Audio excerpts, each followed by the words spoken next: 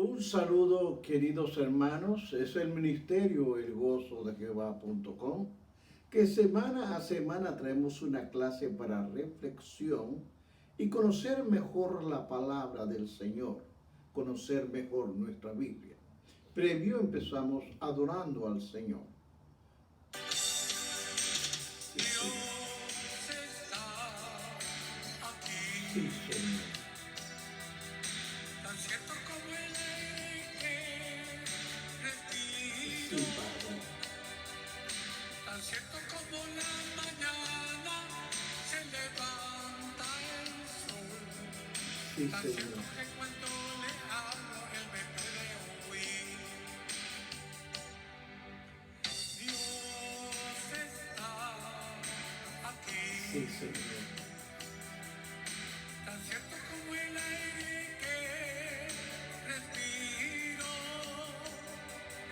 tan cierto como la Sí, mañana Padre. se levanta el sol, tan cierto que cuando le hablo él me puede oír, Bendito Dios. me puede sentir a tu lado en este mismo instante, me puede sentir muy dentro de tu corazón, le puedes sentir en este problema que tienes.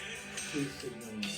Jesús está aquí, si tú quieres le puedes sentir. Bendito sea, Padre de la gloria. Bendito, bendito sea.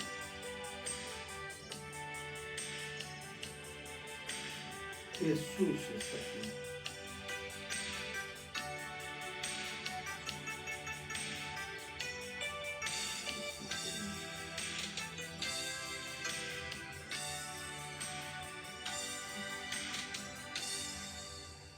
Santo, santo, Bendito Dios. santo, Bendito mi Dios. corazón te adora. Sí, Señor. Mi corazón que sabe decir, santo eres tú. Bendito, bendito eres Dios. A tu lado en el Grande, grande es tu misericordia, Padre. Bien, hermanos, vamos a ver el Salmo 95. Vamos a mirar, vamos a estudiar. Vamos a conocer mejor lo que aprendemos del libro de los Salmos. Salmo 95, 1 se lee así: a la gloria del Padre, del Hijo y del Espíritu Santo. Venid, aclamemos alegremente a Jehová. Cantemos con júbilo a la roca de nuestra salvación. Lleguemos ante su presencia con alabanza. Clamémosle con cánticos. Gracias, Padre, por tu palabra. Tu palabra es fiel, es verdadera. Gracias porque a través de ella nos hablas, Señor. Amén. Bien, hermanos, el día de hoy vamos a dar una clase relacionada al libro de los Salmos y, por ende, continuaremos con el libro de los Proverbios. Es una clase que, como una forma de introducción, muchos de los salmos se le puso música y fueron usados tanto para la adoración pública como para la adoración privada. Por consiguiente, queridos hermanos, las introducciones de algunos, como los Salmos 4 y 5, tome nota, incluyen notas para el líder del coro. Varios salmos animan a cantar, como el Salmo 95, el 1 y el 2. También vemos el 96, 1 y 2. Mientras otros llaman a los músicos ¿a qué? Alabar a Dios con sus instrumentos. Los creyentes del Antiguo Testamento entonaban salmos en el templo. Salmos, por ejemplo, como el 104. Su palabra dice así: entrad por las puertas con acción de gracias, por sus atrios con alabanza, alabarle, bendecir su nombre. Eran lugares, como hay lugares hoy, que muchos usan los salmos como una forma de entrar a la adoración. Obviamente estos lugares especiales es de la presencia de Dios, que son lugares donde uno tiene un encuentro íntimo y a veces temeroso con el Dios del universo. Son lugares en que exigen una respuesta humana, exigen oración de adoración. Los salmos son tal clase que se encuentran entre lo divino y lo humano. Ellos hallan su escenario verdadero dentro de la adoración y la formación de Israel. A lo largo de los siglos, desde la antigüedad de Israel, los salmos se han usado en muchos contextos de adoración, tanto formal como informal, independientemente de la posición teológica o estilo de adoración. Muchas iglesias han empleado los salmos en sus servicios, tanto públicos en la adoración. Pero quiero entrar un poquito más allá, conocer un poco más sobre estos autores de los salmos. Los salmos fueron recopilados y era como una Biblia pequeña, era un libro. Las canciones individuales estaban compuestas y escritas por varias personas diferentes en el transcurso de 1000 años, es decir, desde el año 1400 hasta el año 400 antes de Cristo. Los escritos antes de los salmos nos informan que David escribió 73 salmos. Asaf escribió 12 salmos. Los hijos de Coré escribieron 10 salmos. El mismo hijo de David, Salomón, escribió 2 salmos. Y otros anónimos escribieron 3 salmos. Pero de acuerdo a las referencias bíblicas e históricas, lo que ayudaron a recopilar las canciones de un libro fueron David. Lo habla en Primera de Crónicas 15, capítulo 15, versículos 16 al 22. Ezequías también lo habla en el libro de Segunda de Crónicas 29, del 25 al 30. En los Proverbios, Esdras también ayudó, Nehemías también ayudaron a recopilar todos esos salmos. Porque hay que entender varios aspectos, queridos hermanos. Porque hay hechos importantes que uno tiene que entender de los salmos.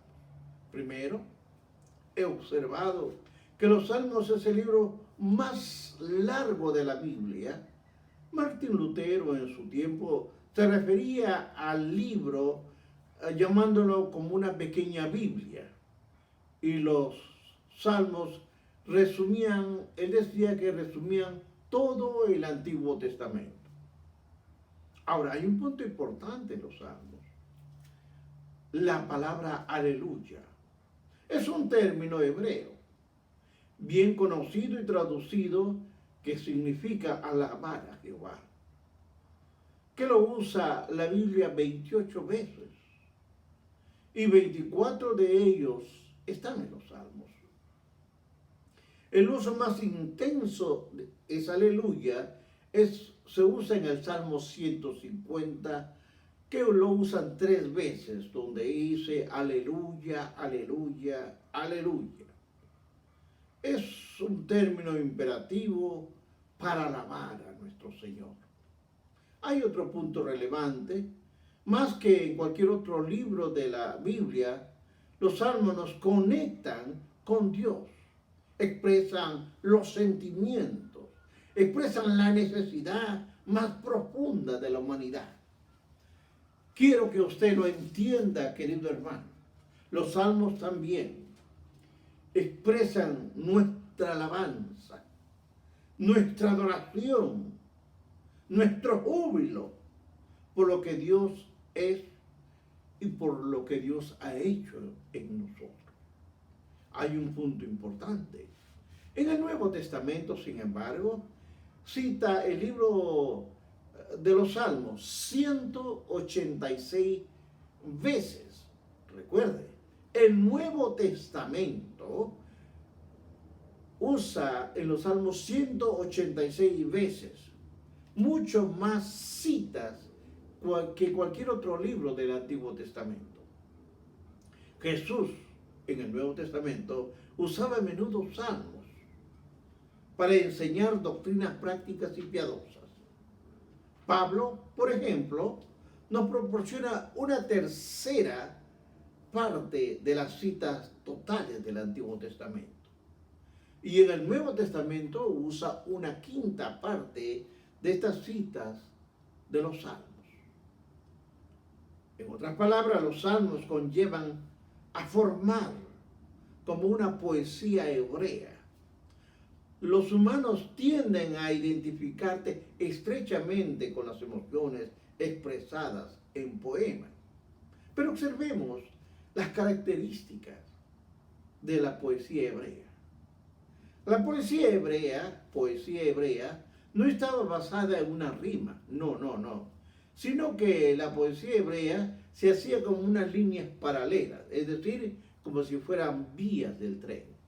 A esto se le conocía como el paralelismo. Ahora, observemos cuál es la estructura de los salmos. ¿Cómo es la estructura de los salmos?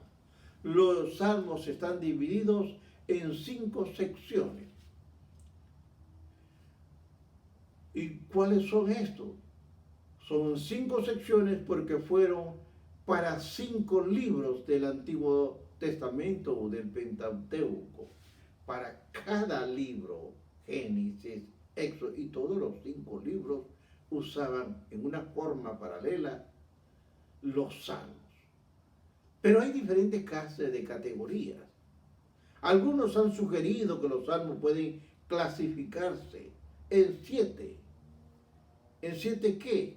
Categorías o géneros.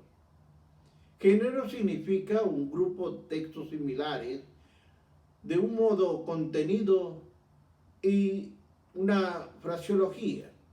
Vamos a mirar cada uno de estos géneros. El primero que encontramos es el salmo de himnos. El segundo es los salmos de lamentos. Luego, en tercer lugar, encontramos salmos de acción de gracias. Cuarto lugar, encontramos salmos de confianza. En 5 encontramos salmos de remembranza. En 6 encontramos salmos de sabiduría. Y el 7 encontramos salmos de señorío. Vamos a ver cada uno de ellos. Los signos, como himnos, se reconocen por su alabanza al Señor. El salmista toca su instrumento sin atenuar su regocijo por la bondad a Dios.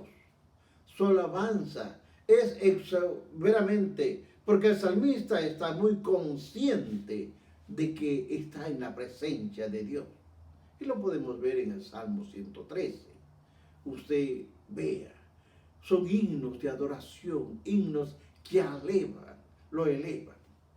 Pero también hay el otro grupo que es de lamentos, salmos de lamentos, donde se clama a Dios por ayuda divina en la injusticia, por las circunstancias, por las tribulaciones y pruebas de la vida. Queridos hermanos, el lamento expresa con franqueza los verdaderos sentimientos de cada creyente. Cuando Dios parece no estar en parte alguna, o cuando Dios mismo parece ser injusto. A veces la persona aún le pide a Dios que destruya a sus enemigos. Este salmo contiene tres partes. Una cosa es el salmista puede estar preocupado por sus propios pensamientos y acciones. Otro puede estar en este salmo de lamentos, puede quedarse en las acciones de otros en contra de sus enemigos. Y por último, podemos ver que puede estar frustrado con Dios mismo. ¿De acuerdo? Usted observe o lea, estudie el Salmo 137. Los salmos de acción de gracias, lo dice bien claro el título, son más simples, son expresiones de gratitud a Dios. Son de hecho la respuesta a una súplica contestada. Usted ha pedido, ha rogado y Dios ha concedido. A esto se le llama unos salmos de acción de gracias. Ahora, además, están los salmos de confianza, que expresan fe, que expresan bondad, que expresan el poder de Dios. Están los salmos de remembranza. Expresan gratitud por lo que Dios hizo en el pasado. Uno recuerda y dice, mira lo que Dios hizo en mi vida en tal tiempo. Y uno comienza, uno lo recuerda como a unos salmos de confianza, de remembranza, perdón. Los salmos de sabiduría dan énfasis a un contraste entre las formas de vida, lo justo y la del impío y sus consecuencias. Por último está el Salmo del Señorío. Pueden ser divididos en dos categorías. Los que tratan del señorío humano, que exaltan el reino de Dios, es decir, ellos afirman el reino y sabiduría de Dios. Eso es un señorío humano. Y los que presentan a Dios como el rey sobre todo. Por ejemplo, el Salmo 47. Eso se llama un señorío divino. Se ve en los diferentes géneros de salmos que dan énfasis realmente a diversos temas teológicos. No obstante, el impulso teológico recoge que predomina en el libro de los Salmos es la centralidad en Dios. Por eso que recuerde usted el libro de los Salmos. Aquí en el libro de los Salmos predomina, hermanos, la centralidad de nuestro Creador. Es un libro bello, el libro de los Salmos. Ahora veamos, por otro lado, el libro de los Proverbios. El libro de los Proverbios, cuando usted vea su Biblia, Proverbios 1, del 1 al 3, nos dice lo siguiente. Los Proverbios de Salomón, hijo de David, rey de Israel, para entender sabiduría y doctrina, para conocer razones prudentes, para recibir el consejo de prudencia, de justicia, de juicio e equidad. Así como David escribió muchos salmos, su hijo Salomón compuso 3000 proverbios y escribió 1005 canciones. Muchos de sus dichos sabios son conservados en el libro de los Proverbios. Otros autores, obviamente, nombran a Proverbios, pero también hay que entender que hay otros autores, como es el caso de Agurro, como es el caso también del rey Lemuel, que indican que otros pueden también haber contribuido con dichos sabios. Ahora, vamos a entender a cada uno de estos, porque no solamente es mencionarle. Aunque la mayoría de los proverbios vino aparentemente de Salomón, el libro entero de proverbios como lo tenemos hoy probablemente se recompiló durante el tiempo del rey Ezequías, alrededor de unos 700 años antes de Cristo. Recuerde que Ezequías llevó a Judá a volver al Dios con sus antepasados. Parte de esta reforma involucró dirigir a individuos específicos, a juntar y organizar los proverbios de Salomón y de otros en un trabajo de recopilación. Ahora vamos a ver por qué se hizo todo esto.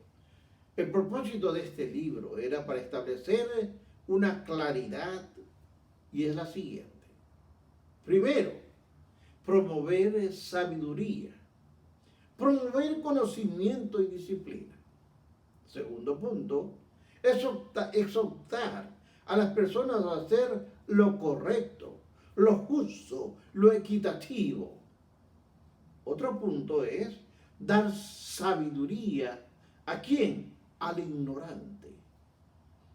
Y por último, enseñar a la juventud a discernir lo que es sabio. Al principio de la sabiduría, el principio de la sabiduría es el temor a Jehová. Los insensatos desprecian la sabiduría y la enseñanza, de acuerdo al libro 1 al 7, de 1 a 7. Nuevamente pone énfasis en el Proverbio 9, 11, 10, donde nos dice, el principio de la sabiduría es el temor a Jehová. Los insensatos desprecian la sabiduría y la enseñanza. Es el 1.7. De nuevo, pone énfasis en el tema de los Proverbios 9.10. El principio de la sabiduría es el temor. ¿A quién? El temor a Jehová. Y el conocimiento del Santísimo es la inteligencia. Este es un sentido temor a Dios. Significa respetarle, honrarle y obedecerle. La sabiduría no depende del grado de habilidad o de intelecto o logros educativos de una persona. No, no. Más bien, la sabiduría tiene su fuente en Dios y únicamente en Dios. No es lo mucho que haya estudiado o conocimiento que tenga. Sabemos que la sabiduría es el temor a Dios. Aunque el libro entero de Proverbios contiene la variedad de contraste, el contraste en el modo sabio de vivir y en el modo necio de que lo enfatiza. Por otro lado, están, oiga bien, los que están rechazando la ley de Dios y se niegan a graduar su pacto de los proverbios. Designan a estos individuos como necios y sus objeciones de vida como necedad. En cambio, los que mantienen cuidadosamente su relación con Dios y le adhieren a sus caminos se le llaman sabios, y sus vidas se caracterizan por la sabiduría. De esta manera, el libro de los Proverbios se enfoca en estos temas principales. Número 1, el secreto de la vida feliz, significativa y eficaz se encuentra en la sabiduría. ¿Y en qué más? Y en la aplicación práctica de sus principios. Número 2, la sabiduría solo viene de conocer y confesar a Dios como la fuente de tal sabiduría. Por lo tanto, el 3, una persona debe buscar a Dios con todo su ser si quiere ser sabio y disfrutar los beneficios de la sabiduría. Algunos de los discursos empiezan con la frase hijo mío o hijos míos, indicando como si fuera un padre de más edad y más sabio, que está instruyendo a su hijo. El consejo del padre involucra a exhortaciones para la vida correcta y advertencias sobre la vida prudente. Los proverbios de Salomón tratan sobre la soberbia.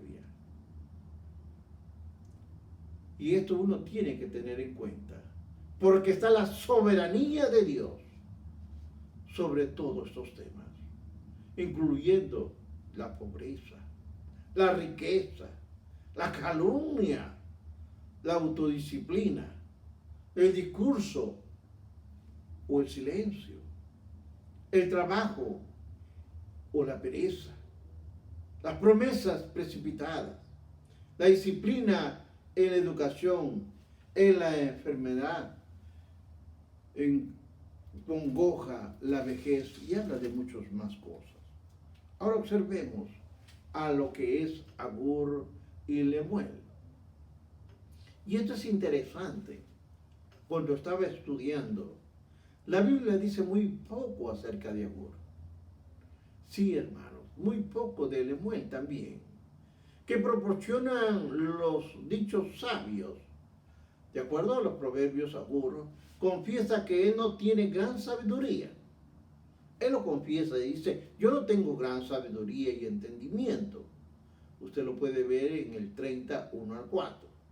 No obstante, quiere que Dios le enseñe sabiduría y lo mantenga apartado del engaño.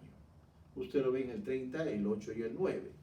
Ahí usted puede ir encontrando riquezas de lo que es realmente estos dichos, tanto de Agur con Lemuel y el mismo Salomón. Ahora veamos a Lemuel. Recuerda los principios. Miren lo que decía Agur, que no tenía gran sabiduría y que no tenía entendimiento. Que él estaba pidiendo sabiduría para estar apartado del engaño y del mal. Eso es lo que pedía Agur.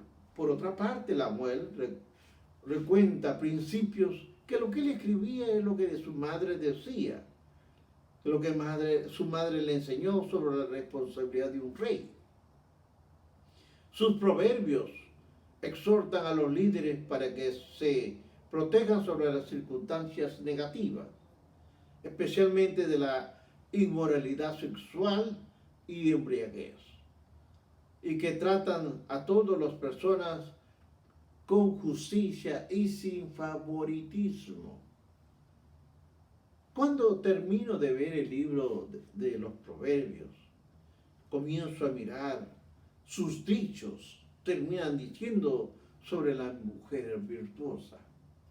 Cuando está en el capítulo 31, del 10 al 31, dice, este último capítulo de los proverbios incluye un discurso bien conocido como la virtud y la belleza interior de la mujer que honra a Dios. La mujer de doble carácter es sabia, es generosa, es laboriosa y es un regalo maravilloso de Dios. Los eruditos, obviamente, han notado que estos 22 versículos forman un poema acróstico. Es decir, cada versículo empieza con una letra diferente del alfabeto hebreo. Observemos que el último tercio de los proverbios y 31 es una descripción de la A a la Z y habla de una esposa que cuida al marido, que cuida a la familia, que cuida al hogar.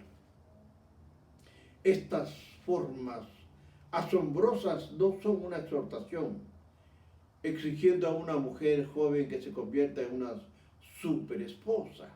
No, más bien exhortando a un joven, a un hombre joven, que escoja cuidadosamente a una esposa, buscando cualidades reflejadas en la dama, la sabiduría, en lugar de la dama necedad. Entienda lo siguiente. Desde los primeros días de Israel, la familia tiene un lugar central. Proverbios expone, advierte en contra de y condena los pecados que disfrutan y que destruyen la familia. Por consiguiente, es apropiado que el libro termine alabando a la esposa, conocida por sus buenas cualidades. Es un precioso libro. Hermanos, cuando uno se pone a mirar, a observar, a dividir, a separar, todo esto es un estudio maravilloso. Es extremadamente maravilloso, por lo tanto está en el canon de la Biblia. Nosotros tenemos que hacer el esfuerzo de conocer mejor la Biblia. Yo se la desgloso de esta manera. Haga lo propio usted. Conozca mejor usted su Biblia. Recuerde, este es el ministerio El Gozo de Jehová, donde semana a semana obviamente le traigo una clase diferente. Vamos a ir conociendo libro por libro para entender y conocer la palabra del Señor. Hermanos, que Dios los bendiga. Recuerde que si quiere entrar a mi página, puede entrar al ministeriogozodejehová.com, donde usted podrá ver muchos de los temas que usted quisiera escuchar. Que Dios los bendiga.